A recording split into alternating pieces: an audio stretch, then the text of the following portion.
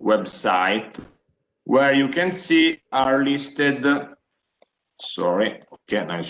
where are listed all the events that we are going to organize. This is the list of the event. We have already organized the first event in Mazara del Vallo, Italy, where we analyzed the good practice of integration of the Tunisian immigrants in Mazara del Vallo, the most Arab cities in Europe, how someone call it, because there are more than 20,000 Italian, Tunisian people that live in Mazara del Vallo, well integrated. They speak both language, Italian and Tunisians, Arab. So we analyzed that. Instead, in Malta, the second event held in December, we focused on the with distinguished speakers from the United Nations representative organization about the problems of the refugees. Malta is the one, together with Italy and Greece, probably one of the first, are the frontier of the refugees from the north of Maghreb, from the Maghreb. The third event instead is the event in Warsaw, Poland. Let me introduce that we'll have another event in spring in Poland, and this event, the current event, will focus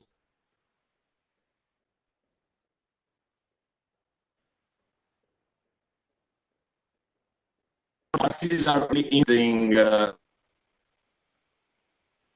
And again, we thank you, Malgorzata, and all the speakers that participate and the other partners that contribute to the organization of this event and in the preparation of this agenda, because it's a really interesting, and the agenda and the intervention really match with the aims of the project. Instead, we want generally with the A4EU's project, not about something also try to give another point of view, a real point of view on the immigration issues, that it shouldn't be necessary a positive idea, a positive perspective. We want to really analyze the situation with the positive aspect, negative aspect, without propaganda, without mystification or fake news. So this agenda really matches the aims of the project. So I think we are now, I overtake my 10 minutes of general presentation. So I'm happy to, I now stop sharing my screen, and then really happy to introduce the first speaker of our event, Malgorzata Bonikowska. Sorry for my pronunciation, it's really hard. Instead, you speak very well Italian, but I can't speak Polish, sorry. So, Malgorzata, I think that you now have the privilege to share your screen, and the floor is yours. Thank you, grazie. È Margherita il mio nome, dunque non è difficile per niente. Okay, thank you very much for inviting us to be a partner in this series of events. And my task will be to, and as my colleague's task, is to tell you a little bit more about the situation in Poland. And we focus today on economic migration, so we will not touch really upon the issue of refugees, which is a delicate one, because you know maybe that Poland was one of these countries who didn't want really to accept the quota of the refugees and the system proposed by the European Commission. Government of Poland now it's a right-wing government, and they have a very strong point of view on migrations generally. while it's not really the case as far as the economic migration is concerned, because the economic migration is treated completely differently, and many people mix these two elements. So first of all, let me start by saying that, I don't know, do you see my presentation? Yes, very well. If you want put in a presentation mode, F5 maybe is better. Okay, great. Nice, perfect. Thank you. Thank you. Okay. So just to tell you an obvious thing that, of course, as many populations in Europe, Polish population also is aging. So, of course, we have a lower number of workers, generally speaking. The second factor to add to this is that the government some time back put the age for going for retirement lower, so less people now work, which is against the trend. And the third factor is that really many Polish people started to work in other EU countries, basically in Ireland and also in the UK, while the UK was in the EU, which caused a gap in the labor market. Around 1 million people left for working in the UK and Ireland. So this made a very positive effect on unemployment, because it reduced unemployment. We have one of the lowest unemployment rates in Europe. However, it made the labor market difficult because there are some gaps now in this market.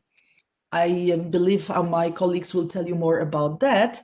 So it makes, of course, the question about what to do, and the migration, the economic migration, is definitely one of the answers, especially the economic migration from the neighborhood countries, because there is no political issue around it. Because the political position of the current Polish government, which is in power since 2015, is that Poland doesn't want really to have many people of many different identities, religions, etc. If any people, it should be people similar to our culture and ways of living, just because we don't want to repeat the mistakes done by the West. I'm talking about the position of the government towards that. So as far as total number of foreigners in Poland, we have the population of 38 million people now. So it's a medium big country in the European Union, size similar to Spain. And the foreigners total for last year was 2 million, over 2 million, as you can see. And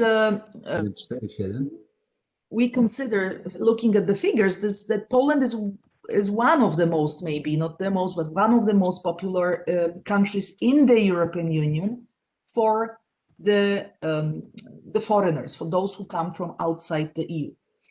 And of course, pandemic somehow stopped the migrations and reduced the number of foreigners coming for work, around 300,000 in the last year. But now this trend stopped. Let's see what will happen this year, 2021. As far as the numbers, you can see from where the economic migrants come. First of all, it's Ukraine. And that's obvious because it's our neighbor. It's a much bigger country by population. It's around 45 million people now. And the Ukrainians consider Poland to be the closest Western country to go to war.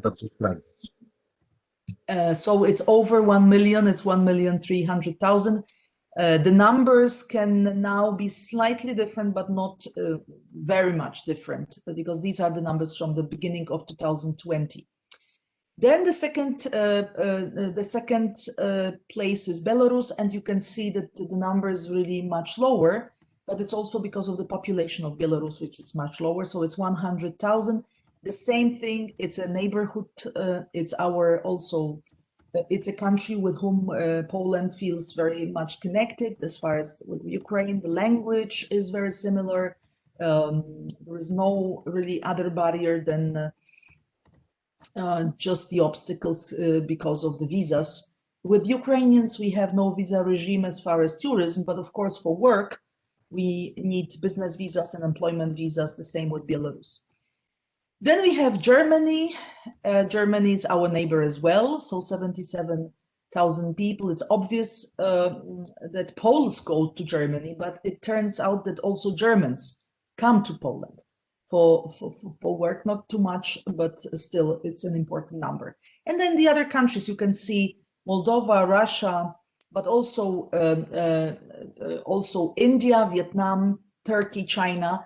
I would stress this because these are not countries in the neighborhood. These countries are also bringing different people by culture, by religion as well.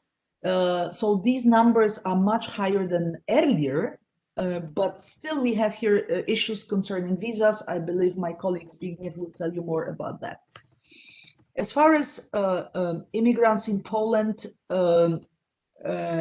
as far as what is the legal base for their stay, we have to say that there is a very big gap between the work permits and the visas. That's something which is really an issue, because as far as the work permits are concerned, Poland was really the top country in the European Union to issue these work permits. Also because employers, the businesses needed workers. I believe my colleague Grzegorz Baczewski from the Leviathan Confederation, the business industry, will tell you more about that. So as you can see, the number is quite high. 430,000 people got the work permit, which brings Poland on the top in the EU. But then the residents, the way how they are placed by law in Poland is different. Most of these people have temporary residence permit. There are some who have permanent residence, as you can see, 78%. So it's not that high number. And what is very important for our system is we see that increase in payment out of these people, they pay for our social security system. So 600,000 foreigners contributed directly or indirectly to the social security system. Then as far as increase, we have here, you can see the recent increase and the recent numbers. And then you see the same in this. Oh, sorry. So you can see that we had in 2020 this kind of proportion of division. So 50% of our economic migrations comes from Ukraine. 50%. The other 50% are different countries.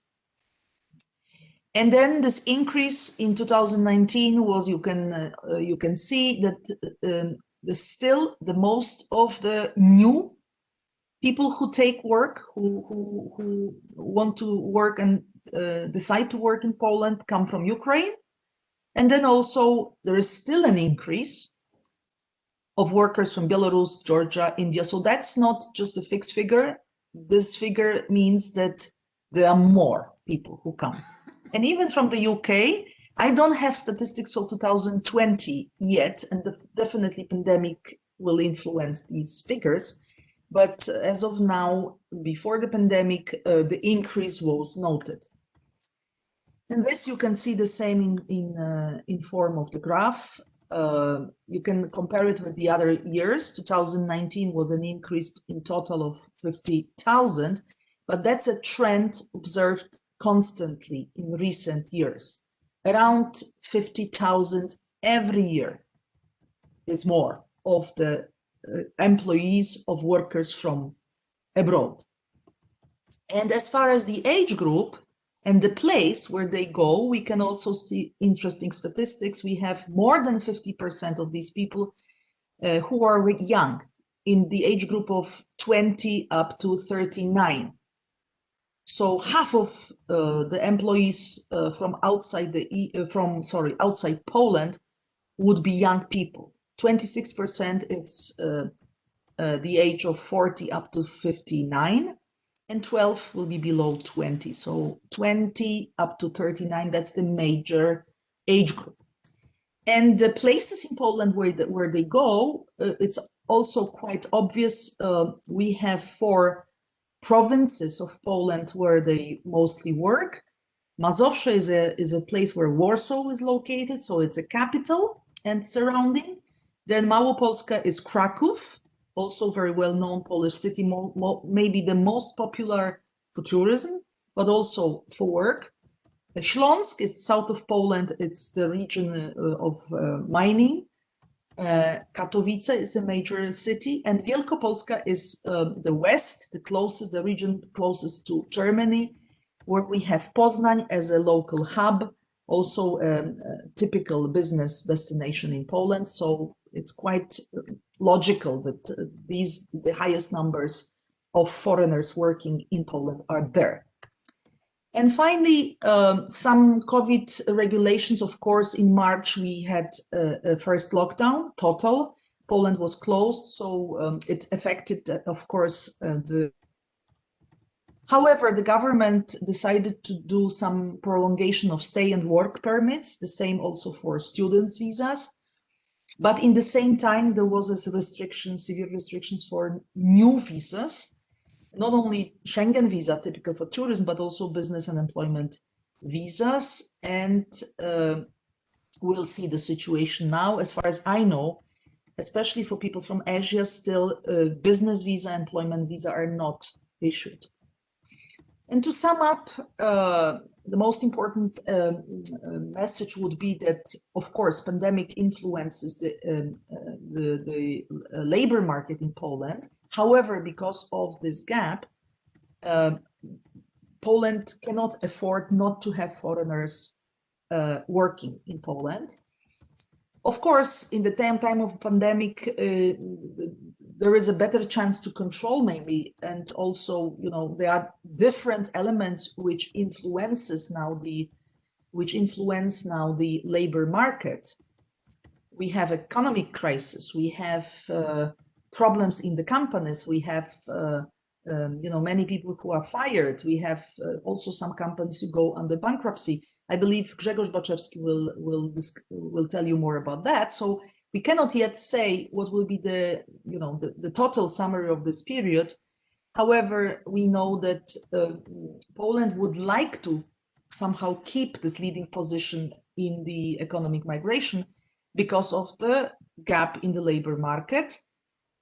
However, having said that, we have the major issue is that it's not coherent, the politics of our labor ministry and economic ministry, those who are cooperating with the business, and business needs workers, with the logics of foreign ministry and generally the politicians who don't want really to open up Poland for foreigners totally. So I would stop that. Thank you, and I will shift now to my colleagues. Thank you very much, Margherita. Really interesting, this view on the situation, with data and statistics that can give to participants a concrete idea and a real idea of the phenomenon. Thank you very much indeed. And of course, all the participants can intervene in question or answers writing directly in the chat, and maybe at the end we can open a debate. And if I take the occasion to ask to all the speakers the possibility to share the presentation on the A4EU's website at the end of the event, so all the material produced will published for an open access. Thank you again, Margherita. Now it's easier. And I give the floor to Grzegorz, Dr. Grzegorz Baczewski. I hope to. I give you the privilege. Okay. Thank you very much. Good morning.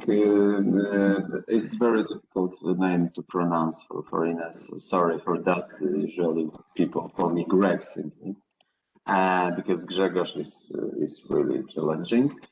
So maybe I will start with something that Małgorzata Banikowska already highlighted in her presentation, because I would like to talk about the perception of Polish companies, of employers, on the migration issues and the reasons of this perception. So one of the main issue for Polish labor market now, and it is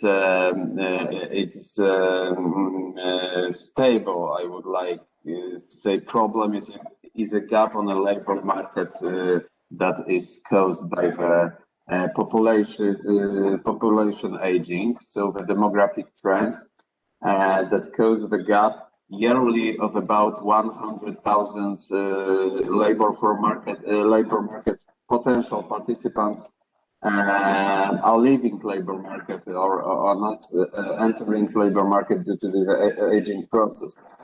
And I would like to also add to that the Polish economy is in the trend of growth. So actually, Polish GDP is growing, companies are growing, and there is a trend of increasing employment. Simply. So when you take these two elements, one is decreasing population and increasing demand for employment. We have this raising problem of a lack of skilled labor force.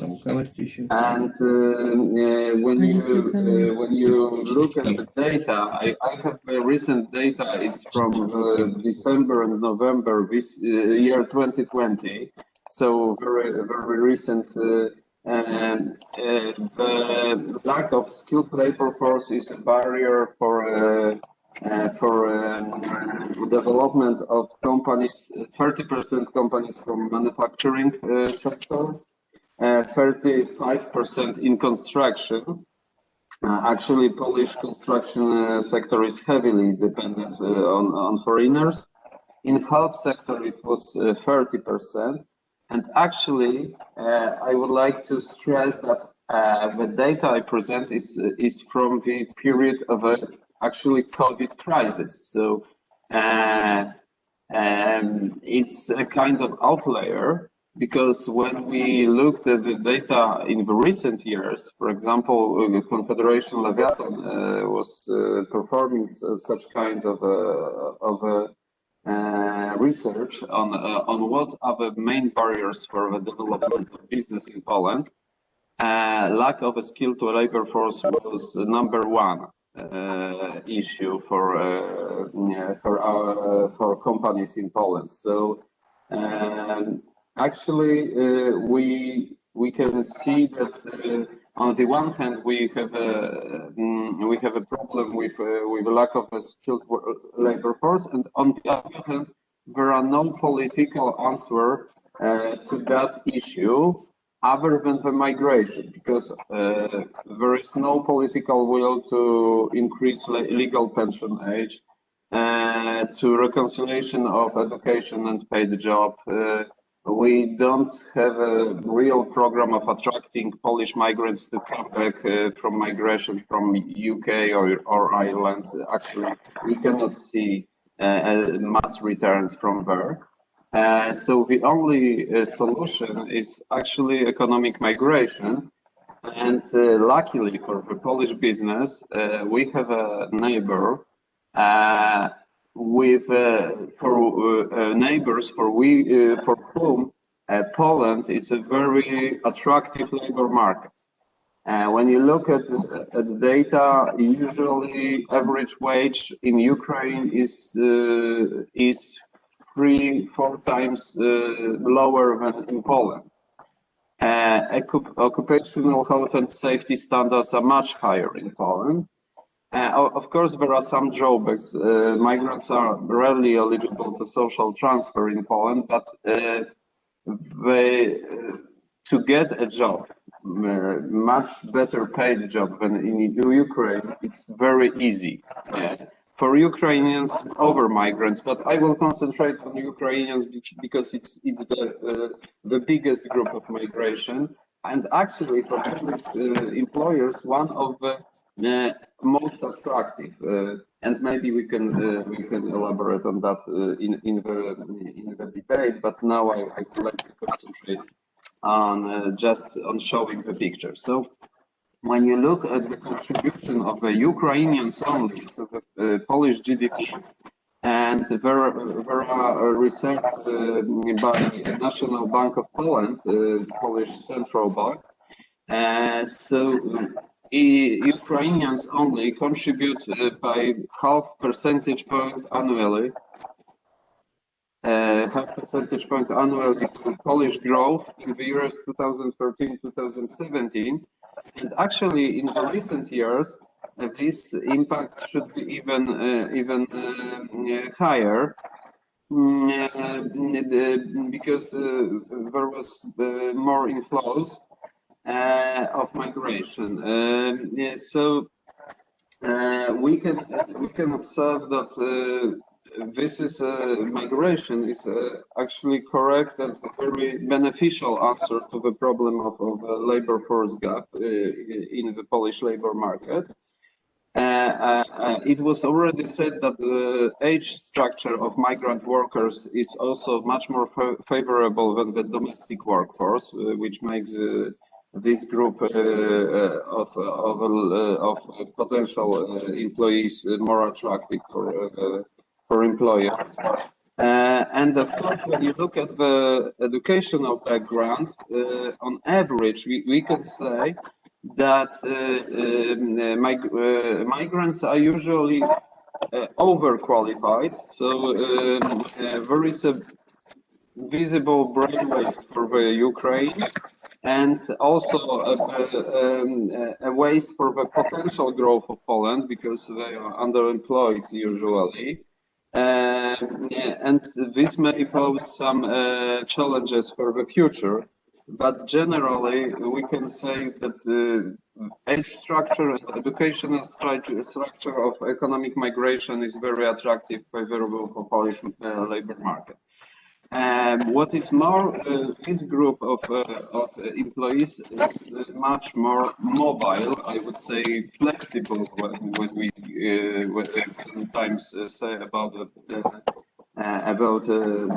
labor force from the perspective of employers, because they are much more willing to be hired on the flexible terms. We have a so-called civil law contracts for employment, which are much more flexible than the labor code employment. And actually, migrants are willing, it's usually their choice, to use this more flexible contract, which was attractive for employers, especially in the times of the COVID crisis, in the times of uncertainties, when employers were not sure what will the future bring, so they were much more willing to use this kind of contracts that were more flexible. And the reason why migrants are much more willing to use this contract is that there is no working time limitations like in labor code usually. So they are simply willing to earn more in the time period. But on the other hand, it's not the most preferable for Polish employers in the long term, because it makes employees less attached to the certain job places. And as I said, we have a problem with labor force gap. So we need, in the long term, especially employers need to be to ensure that they will have workers to make a job in the long term. And this is a very attractive rule. So the attachment would be much more positive in the future. So usually when you look at the plans of migrants about how much about the period of employment and stay in Poland, we can observe that there is increase in the group of people who would be willing to stay in Poland longer and to be a permanent employee in this labor market. The recent data from 2020 shows that 24% would like to stay permanently in Poland and are interested in permanent employment. 13% would like to stay more than 3 years, and another 17% between 1 and 3 years. So when I have a data for Warsaw actually, that I can compare the year 2020 with 2015. And we can see that there is a trend of strong increase in those who are declaring to stay and work longer in Poland. Those who are willing to stay for more than the 3 years. In 2015, we had answers. I would like to stay for more than 3 years. Only 8% respondents said so, but in 2020 it was 52%. More than half of respondents were willing to stay more than 3 years and work more than 3 years in Poland, in Warsaw, not necessarily in the same workplace, but I would like to come back to that. So there is also a very large decrease in those who would like to stay and work in Warsaw only for 3 months, from 45% to only 16%. So we can see that on both sides of, among employers and employees, migrant employees, there is a trend and will to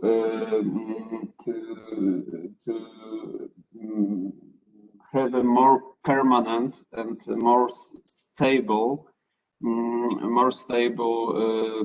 relation on the labor market.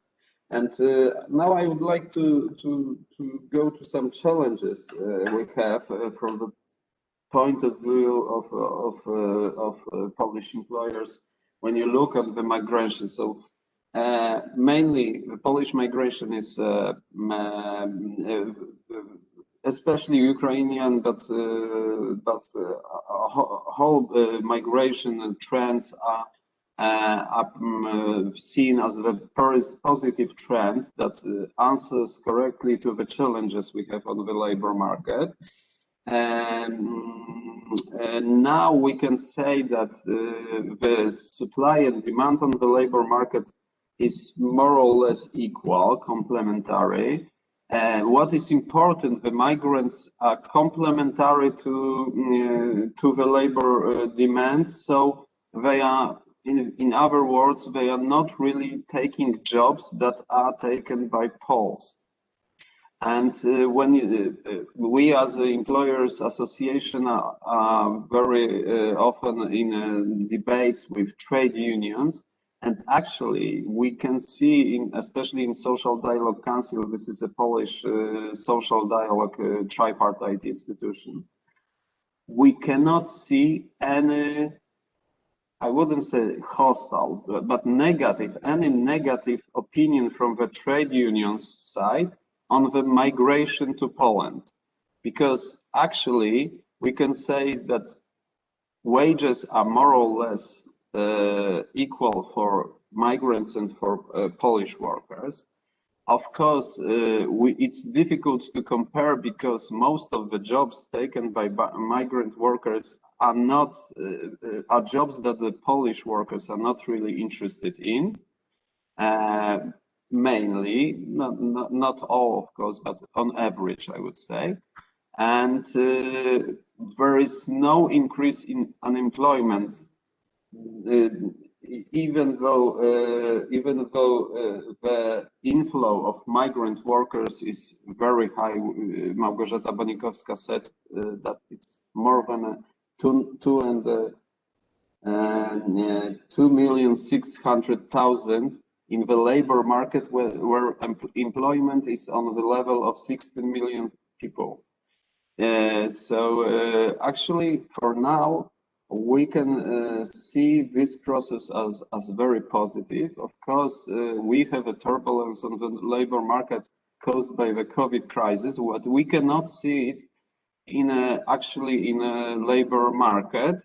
The unemployment rate, of course, increased slightly, and is quite stable. A part of the labor market, especially in production, in industry, is declaring the will to employ.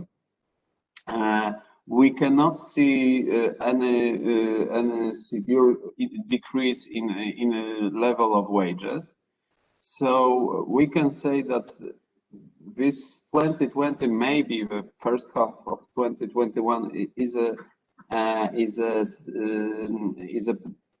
period of more difficult times in the labor market, but for some companies. But for the trend of for the trends of labor market, it will be.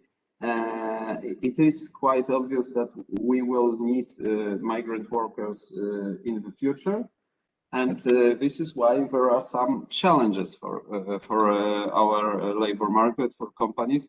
And one of them is mobility of migrants. It makes them sensitive to the improved conditions of employment abroad. We have, for example, a German case of legislation that was intended to attract Ukrainian workers for this labor market. Polish employers were very nervous about the effects of this legislation. Fortunately, it didn't change much, but there are other countries which are very much interested in attracting especially Ukrainian workers. Another issue is over-education of migrants. So most probably the migrant workers would be willing to take jobs, take better jobs, actually to move to the better paid and more to the jobs which are right for their skills. And the wage expectations will probably grow, and this will actually most probably affect in some problems that are not really observed now. I mean that migrant workers are welcomed by employers, and there is no negative reactions on the employees' sides. So maybe I will finish here, and if there are any questions, I will be happy to answer. Thank you very much. Okay, thank you very much, Gregor. There are some questions, but okay, we reserve the final part of the meeting to answer Q&A. We are now reached the 30 participants. We are very happy about these results because it's an argument, is a team. It's not easy to engage people in this particular aspect, but well, we have more now than 30 participants, so thank you very much to the participants. I continue now with the agenda with Zbigniew, Professor Zbigniew. I give you the role of presenter, so you can share your screen. You should be able now to share your screen. Great. Yeah.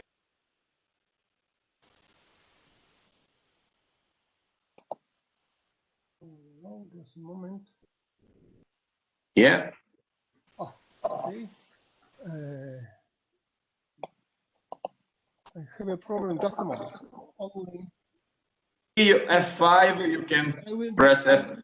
Okay. Okay. Okay, great. Okay. But Zbyszek, we hear you very badly. I don't know for. Just a Can you moment. speak up?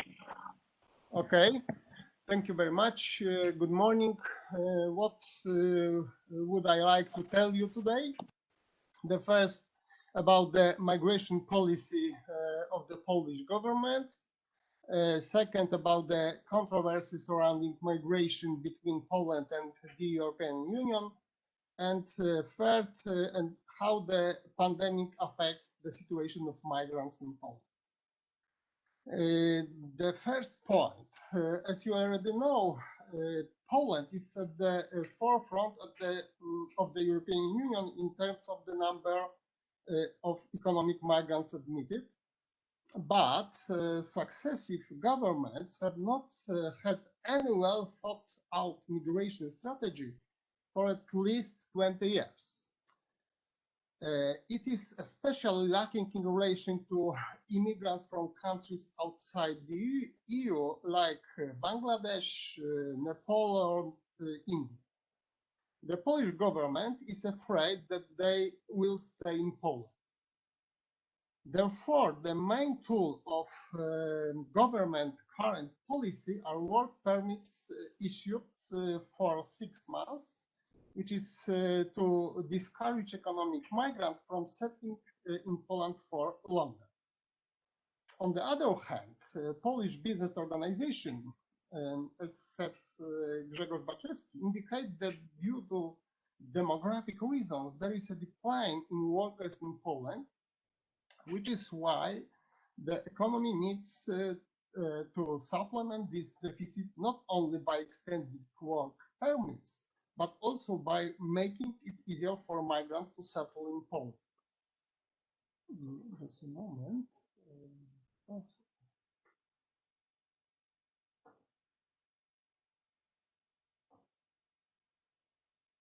Just a moment, please. I can't. Okay. We see the slides. We see the slide. Okay. The Ministry of the Interior Administration is currently working on the migration strategy for Poland. However, this process is classified, which worries non-governmental organizations dealing with this subject and gathered in the consortium of non-governmental organizations. Its members include, for example, the Helsinki Foundation for Human Rights, Amnesty International, as well as the Association for Legal Intervention and the Home of Faber organization. Migration is actually completely outside state control, this organization believes. It is managed by the migration business, such as employment agencies or recruitment agencies, dealing with the search for foreign workers for enterprises. and the integration program are not handled by the state, but by non-governmental organization, and that is why the third sector demands participation in the works of the currently developed strategy. The organization points to several key points that cannot be missing from this type of documents, including the answer to the question of what the place of migrants in contemporary Polish society should look like. And in their opinion, the strategy should be a multi-annual action plan. It should indicate the long-term goals of the state, but also a specific schedule of works distributed among many entities and aimed at achieving these goals and assumptions. Such a strategy must also indicate the sources of financing the migration policy, because it cannot be carried out without costs. The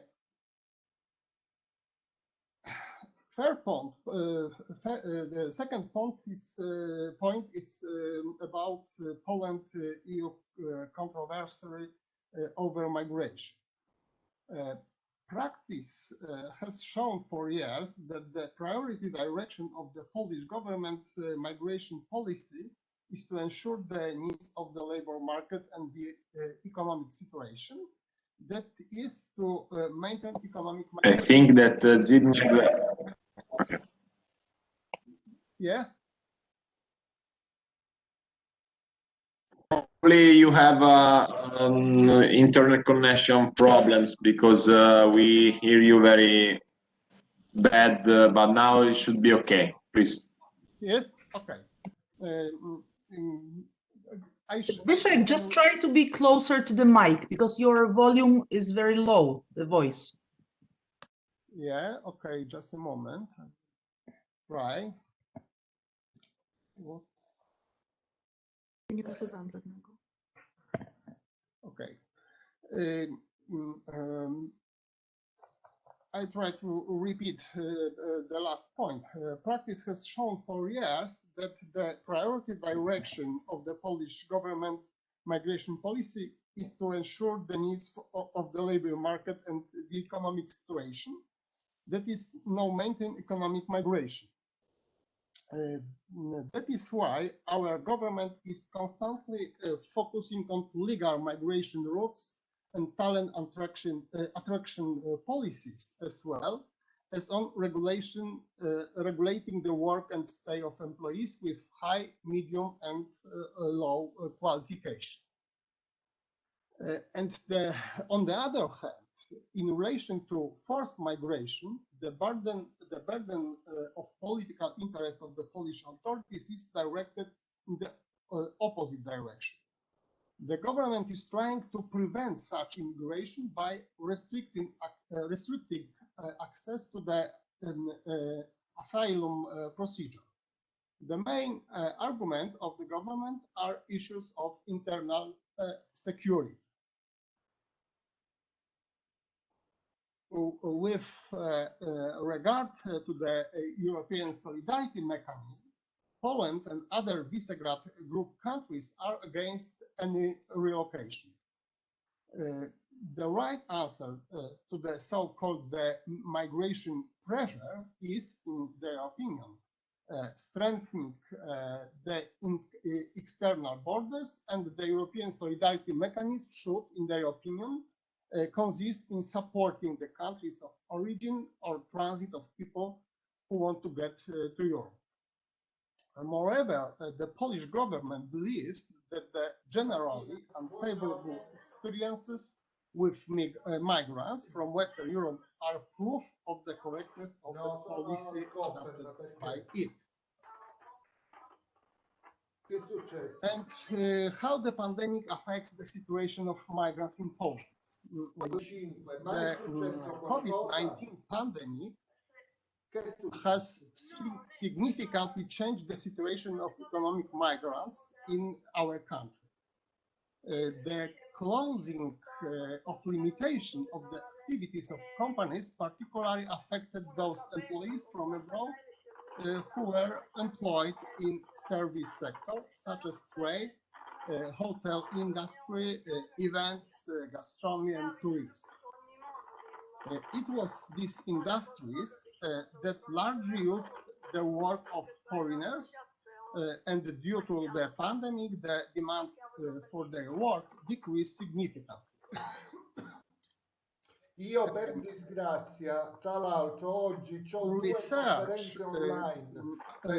Sorry, in the first months of the pandemic, some foreigners left Poland, and some of those who obtained work permits found it difficult to enter.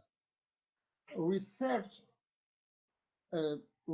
by various academic centers shows that between March and May 2020, approximately 10% of immigrants from Ukraine actually returned home.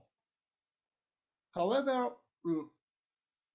the decline in the number of immigrants in Poland was caused not so much by departures, but also due to the lack of the new arrivals.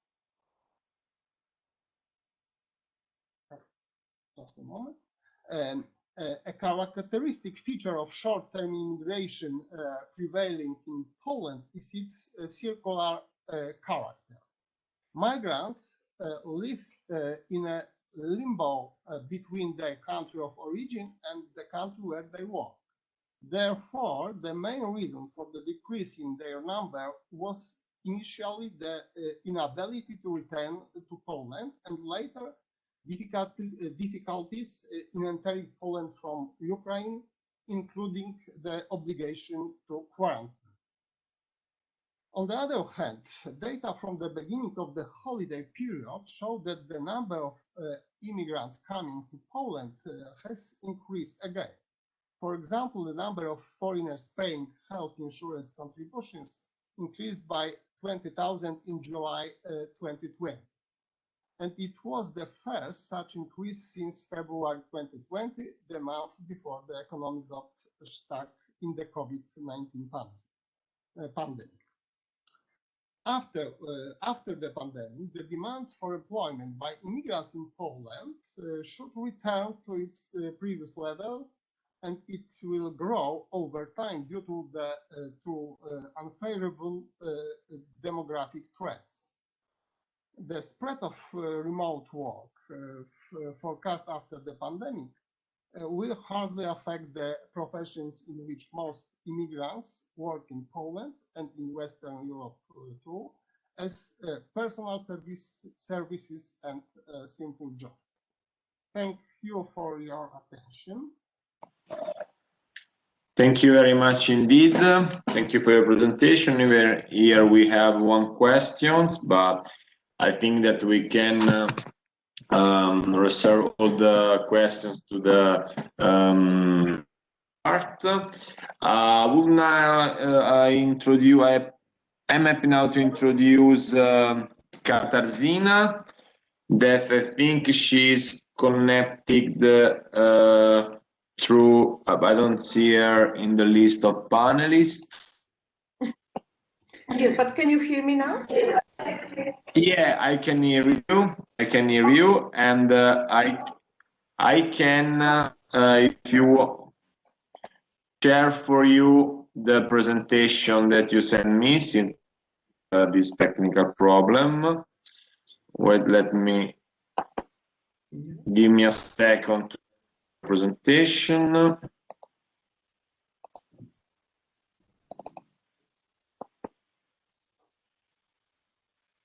Okay, I'm open the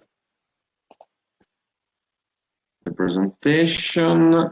You can see the screen, isn't it? I don't see the presentation. Okay, now should be. Now you should. Okay, you see your presentation now? Great. So just please tell me when I have to skip the slide. Okay. Okay, thank you. Thank you very much, and thank you very much for sharing and for helping. Unfortunately, you won't see me because I cannot access via this camera system. Then you cannot hear me. So, but I think we will be fine. So, but I heard with interest the presentation we all heard before, and there were a lot of aspects on migration, on migration policy in Poland. We had also a point to discuss about it a few months ago, and I think it's a very timely and very interesting topic. Also, in light of changes which brought the COVID pandemics not only to Poland but to the entire European market. I will today maybe draw your attention to one specific aspect of migration, which is very often neglected or ignored or not rising any attention, which is the students, and in particular international students. If you could maybe next slide, please. Yeah.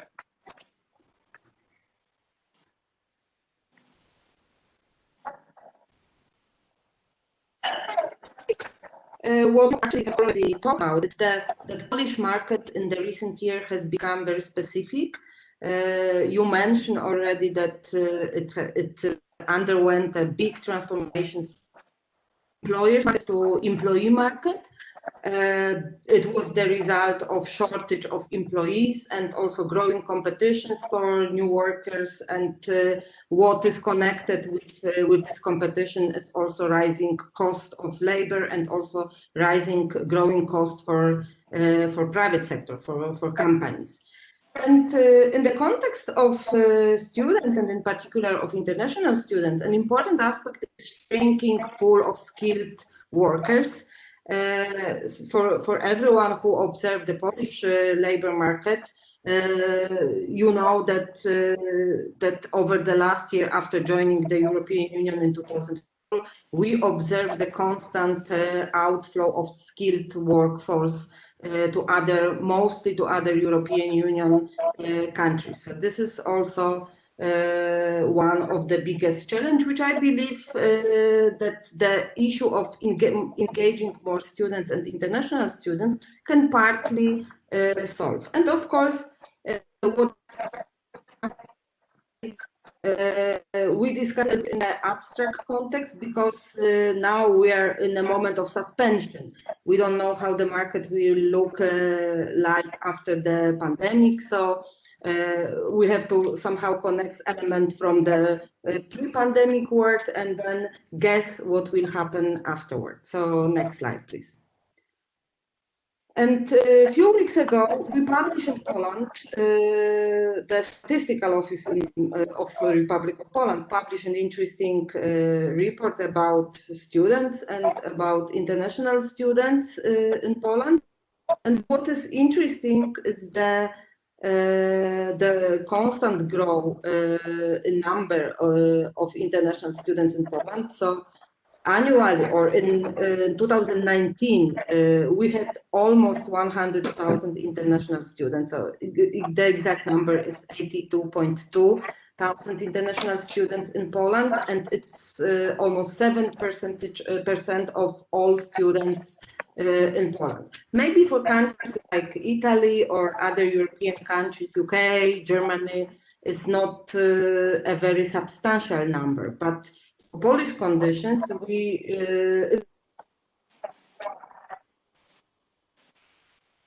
and we see also a constant increase in that number. So the number in 2019, so the recent numbers are even 5% higher than results presented in 2018. For employers, what's an important aspect in that regard for employers who are looking for graduates in the labor market is that while we are observing the growing number of international students, at the same time we are observing the decreasing number of Polish students. So this is also another aspect where we have to look also at not only at Polish students, but especially for students migrating for educational purposes to Poland. Next slide, please. And I put also from this report some data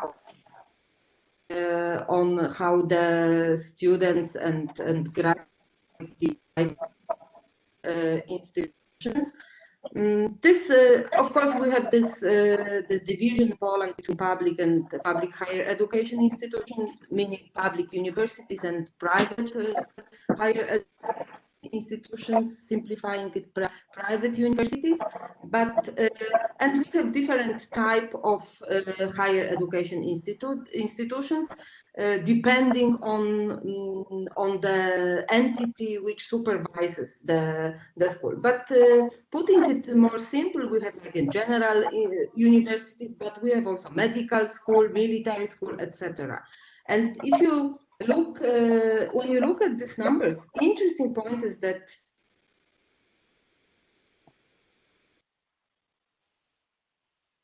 students, almost the same number of international students as non-public, private higher education institutions, which is also a new tendency in our educational market. But when you look at different type of schools, you can also see that we have, in 2019, we had almost 8,000 of students studying in medical schools. I underline it because we hear very often in the Polish market that we're lacking, for instance, doctors or nurseries or medical personnel. So we should also maybe introduce incentives which allow us to keep this workforce, potential workforce, already at the moment when they're studying in Poland.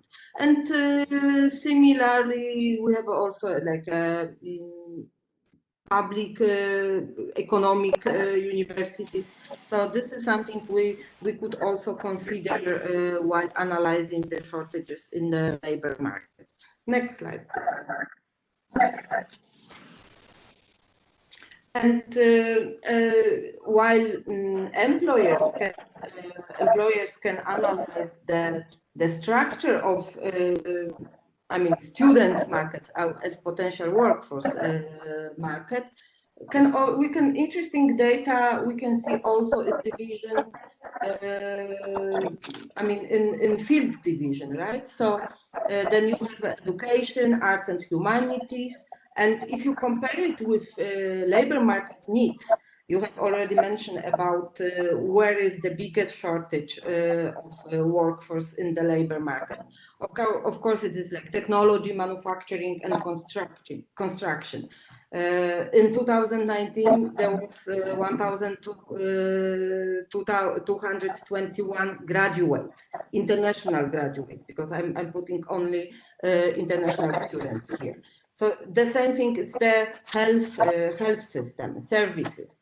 Of course, the biggest number of students, which are international students, which are studying in Poland, is the business administration and law. But this is also this area is also corresponding to a big extent to with the market needs. So just to see, you can see here in this table what is the potential of new workforce from this international students' educational migration, I would see, to Poland. The issue is, I will repeat once again, how to keep those people in Poland, how to integrate them after graduation into the Polish market. So next slide, please. This is just for your information, the highest number of international students in 2019. The first place is Jagiellonian University, the second university, and then the third university is University of Łódź. Of course, if you look, I can also send to the organizers the report because it's interesting. So if somebody would need or would like to see the details, how it's distributing among regions in Poland, it's also an interesting observation. Of course, the problem is what we know also from the Polish market, that the biggest number of graduates, both Polish but also international, are concentrating in the big cities, in the big agglomeration in Poland. So if we go to smaller cities, smaller places, there are, of course, the number of students and corresponding with the number of international students is relatively lower. So this is not only the challenge how to integrate students, especially how to integrate and make stay in Poland international students, but also how the companies which are located in universities centers or in a smaller academic centers can access the pool of talented international students which are studying currently or which are graduating from universities in bigger academic cities, in bigger academic centers. Next slide, please.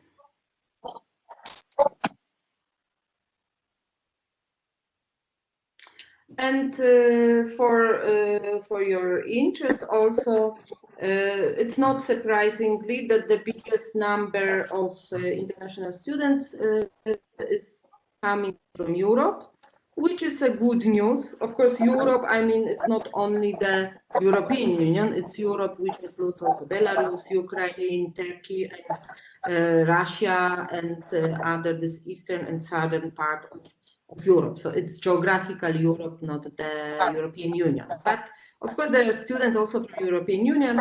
I will show you later, because Europe is easier, and it's a good news that Europe is predominantly present in the Polish universities because of first much easier procedure of employing those people. So you know that students from European Union are benefiting from freedom of movement, of freedom of movement of people, services, and all those four freedoms. So they can be employed in the Polish market quite easily from the legal and bureaucratic point of view.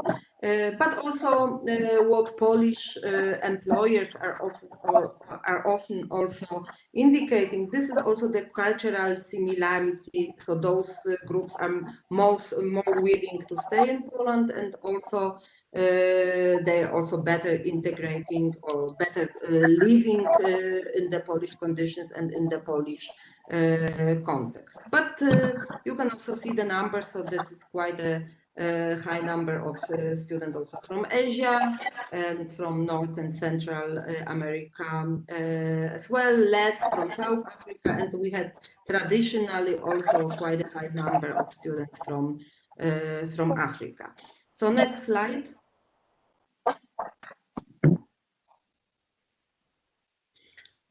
And for those of you who have good eyes and can see the numbers, you can see that I put here some countries with have the highest number of students in 2019 at Polish universities, and you can of course see that the highest number, the top number, it's Ukraine. This is almost 4,000 of Ukrainian students are studying as a full students at Polish universities. Then Belarus, and then you can see under Germany, Italy, Russia, Spain, quite a high number. But as you already indicated, in broader context of economic migration to Poland from Eastern European countries, Ukraine, it's not surprising that Ukraine and Belarus is also present in the context of international students studying at Polish universities. Next slide, please. And of course, there were some statistics showing the potential, but when you ask what are the policies or the regulations about using these potentials or integrating this potential into the Polish labor market, there are, I think, few news. You know that in Poland there are a lot of bureaucracy in general.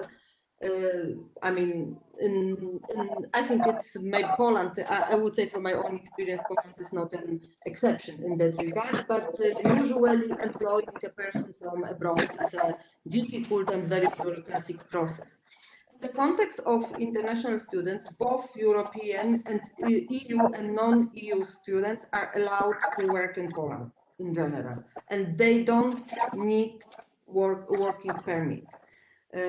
Which is, of course, which makes employing of a student a much more easier process than having a worker coming directly from a foreign country.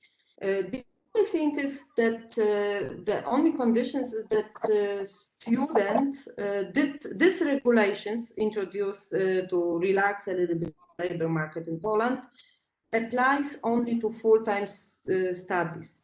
So this is quite important. So students which have studies like part-time studies, they cannot be included or they cannot benefit from these regulations. Also, this is when, for instance, somebody is studying weekend studies or distance learning. So this is also applying to the full-time regular studies, and we can use only a pool of international full-time studies to integrate them into the labor market. And another important aspect for employers who want to use this educational potential, students' potential, companies, it's also the valid resident permit. So especially for students from non-EU countries like Russia, Belarus, Ukraine. They come to studying usually with a visa, but then they have to apply for the residence permit for the time of studies. So this is quite important aspect, because there were a lot of cases where students have been included before having this residence permit, and this generated big problems for companies. So this is an important issue, that this regulation, that this bureaucratic obligation is dealt at the very beginning with. And the good news with respect to the development of the labor market in Poland and the shortages of working force is also that the same international full-time students can also be employed in an unlimited way after graduation.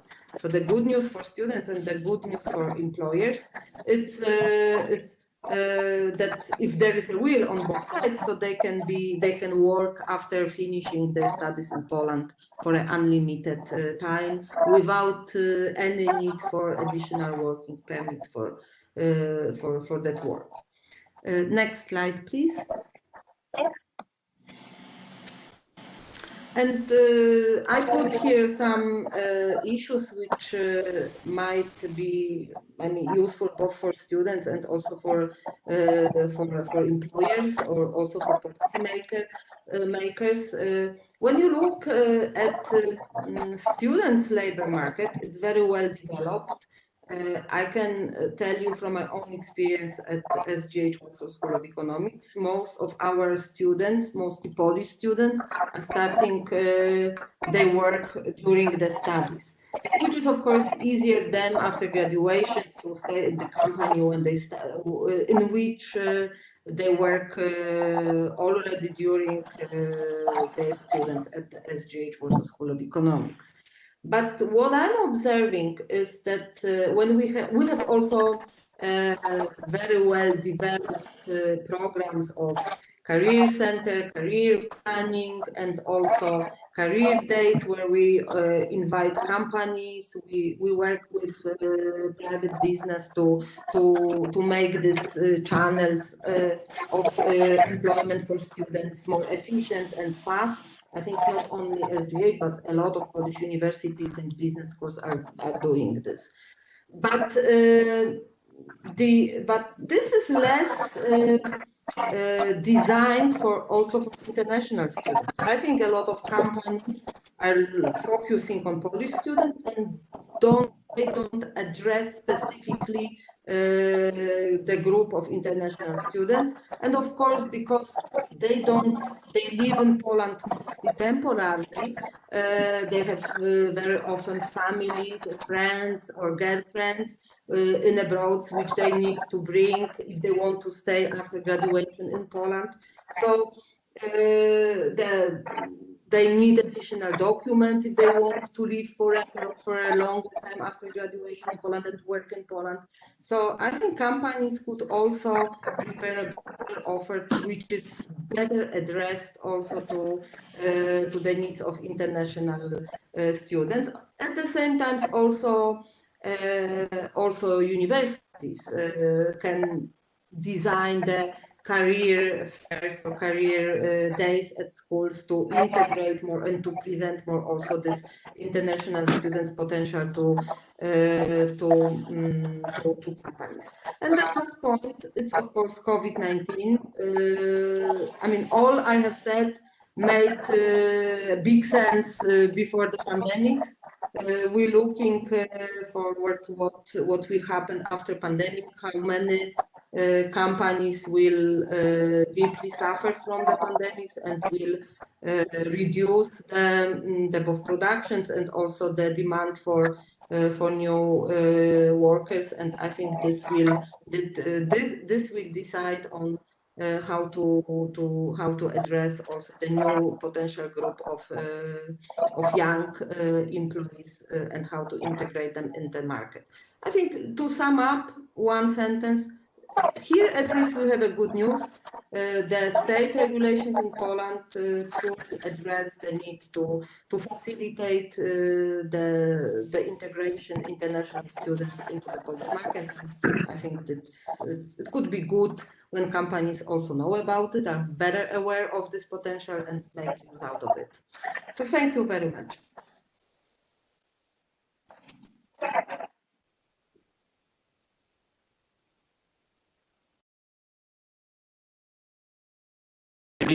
Another view of the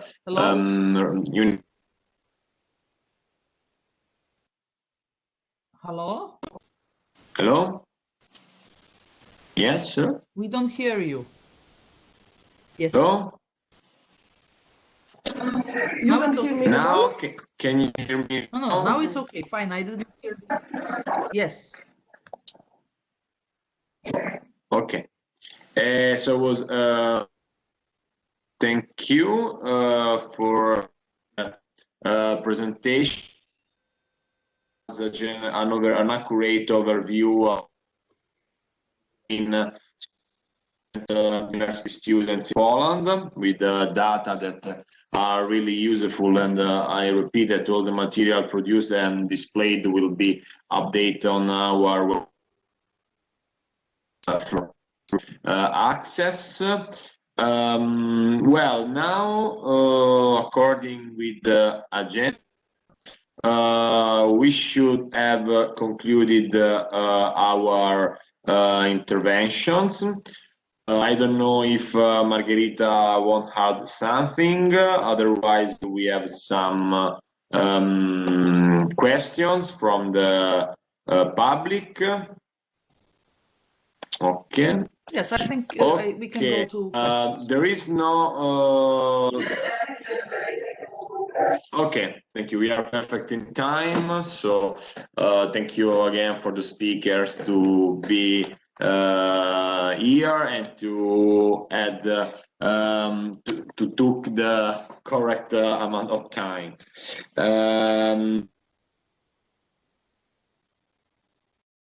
The question that wrote me privately, some of view. So perhaps this is the general in your feeling. So this I put this question to all the speakers. So feel free to intervene, reply in 1-2 minutes. In your opinion, the perception of citizens toward the government policies on the immigrations. So probably was Gregor's, but or not Zbigniew, but all you intervene. Grzegorz maybe comments. He don't can know. comment on the perception from the business sector. You hear me? Yeah. Grzegorz, are you there? So maybe you can start with the perception of business, and I can add generally opinion polls made. Okay, so as concerns business, I already told that business has very obvious interest in attracting migration to Poland. And of course, most of businesses are interested in hiring people from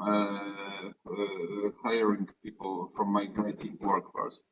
But of course, we cannot say that any part of society is equal in thinking. So I might say that the small companies and micro companies who are not really interested in hiring migrant workers, especially those located in a more distant places from the centers of development, simply big cities. Usually, when you look at the sympathies, political sympathies, so they are not very much. When you look at Polish as a society, there is a part who is quite negative towards increase in migration, especially from those countries who are from the cultures that are much more distant from Polish culture than, for example, Ukrainians or Belarusians. I would say that business attitude is positive, of course, but business society is diverse. Thank you. Someone else will comment on this? Or I can add maybe a general public opinion polls. Well, we have Eurostat, when we have data, and we have also some institutions and think tanks doing surveys on the opinions of Polish people, the society generally speaking, towards migrants. So what we can see is generally closer as far as culture to us, the destination, but more positive approach. Like, for example, the neighborhood, like Belarus, Ukrainians, Russians are generally more positive than the people from Asia, but also it's much more knowledge about these people and much more knowledge about their cultural background, because we are talking about, in case of Ukrainians and Belarusians, mostly Orthodox people, looking same like us. When we talk about migrations from India, Bangladesh, or other destinations, of course, we are talking in most of the cases about people of different religion, Hindu, Muslim, and of different look as well. So there are some hesitations resulting from the fact, and I'm stressing it to our colleagues from Italy and other countries, that Poland, unlike most of the European countries, is very coherent as far as the population is concerned, because of the results of the Second World War. It's not our historical typical description. Poland was always a country of multi-ethnic, multi-religious, very tolerant space, political space and cultural space. But this stopped with the Second World War, where most of the non-Poles were killed, like Jews, or pushed to leave the country, like Germans. So, or were taken by Soviet Union, like the territory of Ukraine, Belarus, parts of this, which before the Second World War were Polish. So we ended up in having a population which is mostly composed of 95% would be Catholic religion, and it will be, as far as the ethnic groups, really composed of Polish. Very, very few minorities we have. And 50% of the Polish people don't travel abroad. So their perception of the foreigners is mainly built on what they see in the media. And definitely the migration crisis, all the reporting of what was happening, and also the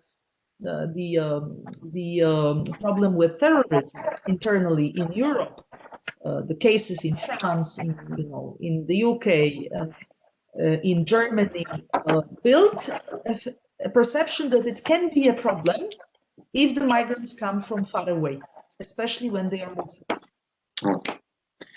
Thank you very much indeed. Margherita, you replied also to the other question that was put on the table. There was more than a question, it was a general reflection. What about the immigrants from Middle East and Africa? But more or less you reply even this question, probably because all the presentation was correctly concentrated and displayed a situation about the immigrants from the neighborhood, so Belarus, Ukraine, and instead probably because this question, because some partners came from South Europe, the country from South Europe, and instead we faced Italy, Greece, Spain, we faced the immigration more from the Africa, from Africa or Middle East.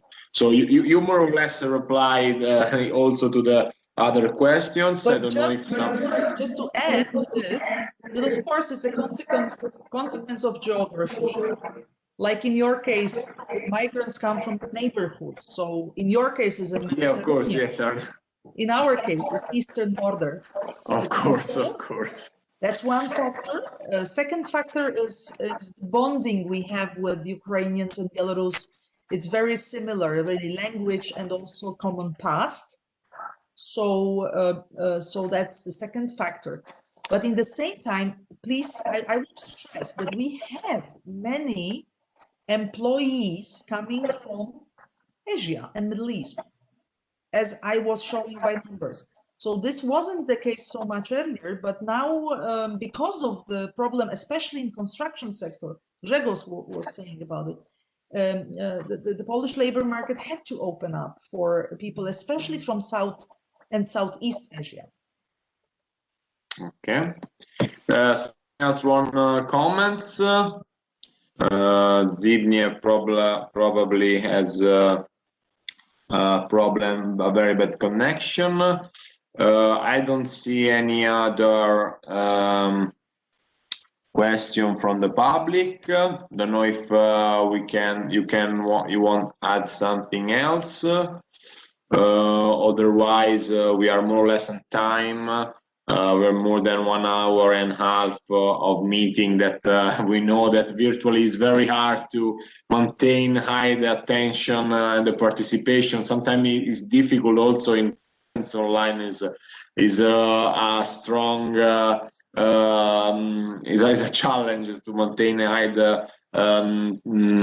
involvement, but I see that we succeed in that. So maybe I will just make a final comment from my side. Oh, thank you. Of course. That unlike Italy and unlike the Western Europe, Poland for many years or even centuries, last 2 centuries, we were rather a country of emigrants. This was more our problem, that many Polish people were emigrating for economic reasons. Not only economic reasons, there were also political reasons. There were, Poland in 19th century didn't have an independent state. So we were fighting against the foreign powers. So many people had to leave because it was a political issue. And then we had, wars, then we had communism. So this was always our problem. The Poles were rather immigrants than a country of immigration. But this has changed with the membership in the European Union. Since we joined the European Union in 2004, then we start to be a place of immigration. And maybe we were, we also faced, Zbigniew was talking about it, that Poland doesn't have this kind of a long tradition in recent years, in recent century, of handling well the immigration in a large scale. We had always foreign students, we had always some foreigners, but the scale of this immigration, like we have 1 million Ukrainians who came for work. So this really is an extra additional effort needed from the side of the government, and also for people, such numbers is something new they face. Also at Polish universities now, we have many more foreign students. Katarzyna was talking about it. Foreign students from all over the world. It's not only from the neighborhood. They are from Africa, they come from Asia, from even Latin America. So this is something which really happened in the recent decade. That's all. Thank you very much indeed for the conclusions, and thank you very much indeed also to have very well organized this event with the distinguished speakers and a very interesting presentation.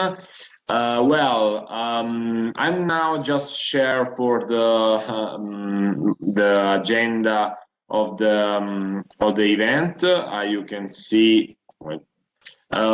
This was the morning session was an open session, so open to the general public. In the afternoon, I remember to all the A4EU's partners present this morning that we'll have a restricted session from 2:30 and till 1 hour meeting to discuss together the new partners that join the consortium, the activity planning, so the other events. I remember to everybody that the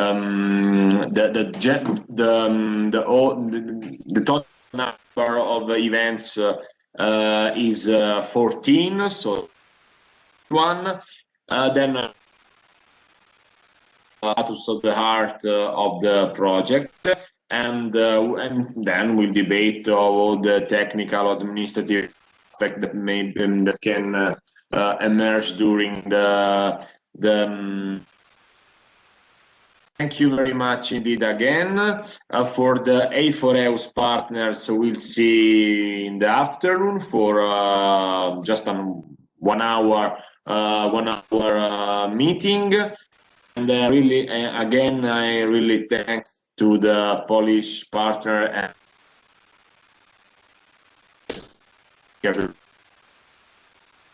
indeed, much indeed. Thank you. Bye-bye. Bye. Thank you. Bye-bye. Bye, thank you.